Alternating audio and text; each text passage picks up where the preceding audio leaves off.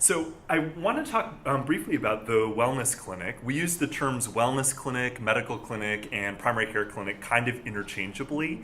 But I like the term wellness clinic because we really take a holistic approach in our clinic that hopefully all of you were able to tour upstairs. It's surprising to me, but the medical literature supports this. Roughly 10% of our patients have a heretofore undiagnosed medical problem when they come to Skyland Trail that may either be causing or contributing to the symptoms of their purported mental illness. So just some examples of that. We do a thorough lab assessment and a full history and physical exam. We find people who have hypothyroidism that looks like depression, people with hyperthyroidism that looks like mania, infections like HIV or even tertiary syphilis that mimic psychotic illnesses. And so our contention and our hope is that if we don't do our due diligence to be able to understand whether or not somebody is having symptoms of a mental illness related to a medical problem or what we in the old days called an organic mental illness, you really can't prescribe the appropriate treatment if you don't understand the underlying etiology. So our wellness clinic is really for diagnosis of those problems, but also to think about the preventive and sort of ongoing care that all of our psychiatric patients deserve. The research unfortunately suggests that people with mental illnesses have increased morbidity and unfortunately mortality, up to 25 years premature mortality. And part of it is because people with mental illnesses have different tissues. We know that the inflammatory mediators that are associated with things like psychosis and depression actually make organs friable.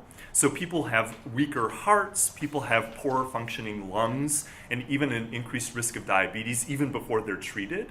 But on top of that, if somebody has a mental illness, they likely enjoy less preventive and very focused medical care because of the bias of the rest of the medical community. So when somebody with schizophrenia walks into the emergency room with crushing chest pain that radiates to their arm and jaw, and shortness of breath and sweating and fast heart rate, that's somebody who probably will be given to psychiatry rather than to be ruled out for an acute myocardial infarction, which is the appropriate thing to do.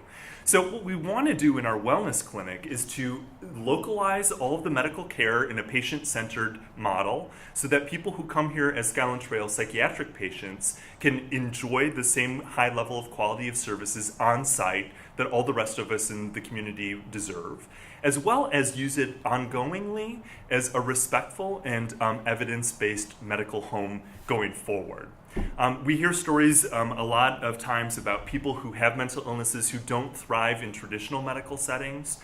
Sometimes very well-intentioned primary care doctors will say, well, you're gaining weight on your Zyprexa, and so the solution to that in order to help with your weight gain is to stop the olanzapine.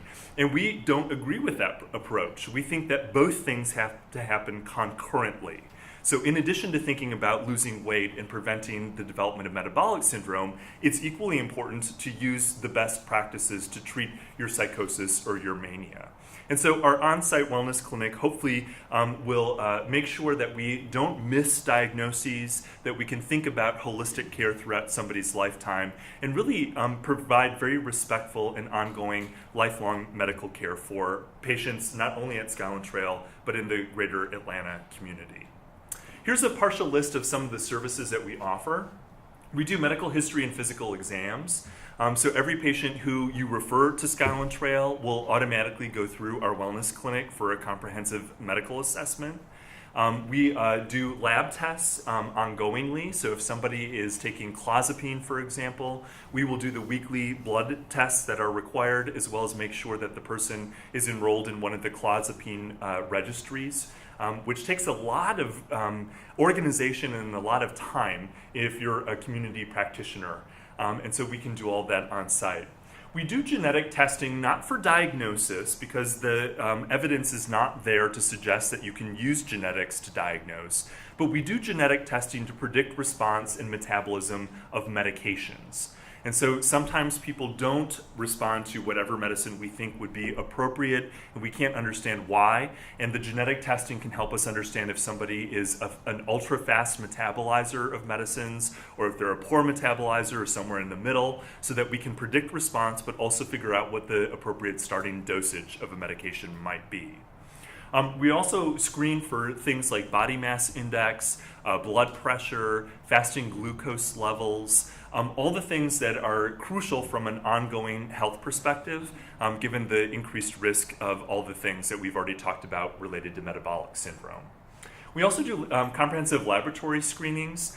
We feel like we have a good control and command of the medical literature to know what things are crucial to check in patients who have psychiatric illnesses. So sometimes, for example, people will check a free TSH, a thyroid stimulating hormone level, without checking a reflexive free thyroxine level. And we know that in the medical literature, there's a higher overrepresentation of people who have normal thyroid function, but actually have low levels or high levels of the active thyroid hormone. And so if somebody goes to a regular community medical clinic, and they know that it's important to check thyroid function, unfortunately, sometimes people don't pick the exact right indicator to check. And we are specialized in this area. We also do screenings for infectious and autoimmune diseases. We do pregnancy tests, we do preventive services, including things that are essential for helping people with diabetes manage their diabetes. So we can do skin checks, we can make sure that people's nails are appropriately groomed, we can make sure that people know how to use their insulin and their glucometers appropriately, and all of that can be done in our one location. And then finally, we are very expert in managing chronic diseases. We're quite liberal in making sure that we use all of the things in the arsenal to help people with things like pre-diabetes, manage their insulin and glucose levels, or when people start having other symptoms related to things like smoking. We work hard to help people not only make the behavioral changes, but to manage their medical health. So these are some of the things that I think from a patient's perspective we would like to emphasize. We understand the brain and the body connection. And I think that we go, our perspective goes both ways. We understand that in order for somebody to benefit from the psychiatric services, they have to be physically healthy. But also people who are physically healthy have better mental health. And so those two things are inextricably linked in our philosophy of care, and something that we champion in the medical clinic. We also want to make it clear that we don't think that people who have psychiatric illnesses only have psychiatric illnesses. So if somebody has symptoms that are medically based, we need to do all the due diligence that is possible to ensure that people get the respectful and timely medical care rather than writing it off as it's in your head. We also specialize in managing physical effects of psychiatric medications. I've already mentioned sort of the quintessential one, clozapine, but there are other psychiatric medications that are a little tricky. So when people are on things like tricyclic antidepressants, we manage those, we check levels, we know how to titrate those medications appropriately.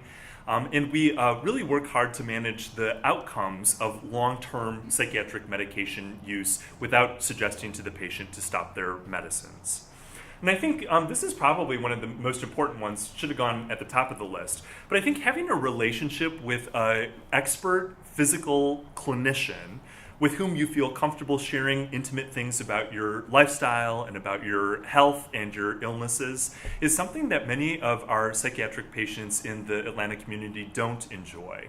And so what we hope by opening the medical clinic to alumni or even people who are not Skyland Trail psychiatric patients but who are referred to our wellness clinic from an outpatient provider, we can hopefully cultivate those ongoing relationships so that we see people throughout different phases of their life, and we can try to prevent and manage any of the things that are medically going wrong.